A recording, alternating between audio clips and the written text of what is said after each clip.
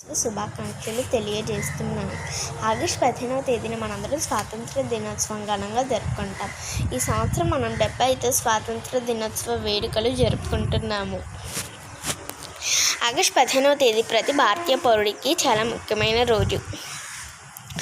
ప్రపంచంలో ఎక్కడ ఉన్న భారతీయులందరూ ఆగస్టు 15వ తేదీన స్వాతంత్ర దినోత్సవాన్ని ఘనంగా పండుగలాగా జరుపుకుంటారు. ప్రతి దేశం పరుల పాలన ఆక్రమణ నుంచి విముక్తి లభించిన రోజున స్వాతంత్ర దినోత్సవంగా జరుపుకోవడం ఆనవాయితీ.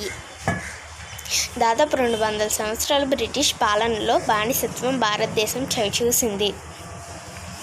1947 ఆగస్టు 15వ తేదీన మన దేశం ఈ బానిసత్వం నుంచి విముక్తి పొందింది.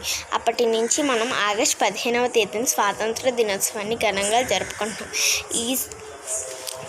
ఈరోజు మనం ఎంత స్వేచ్ఛగా ఉన్నామంటే దానికి కారణం స్వాతంత్ర సమరయోధుల త్యాగాల ప్రతిఫలం.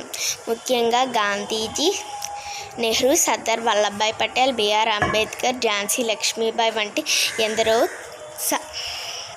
మహనీయుల త్యాగాలను గుర్తు చేసుకుంటూ మనం స్వాతంత్ర దినోత్సవాన్ని ఘనంగా జరుపుకోవాలి.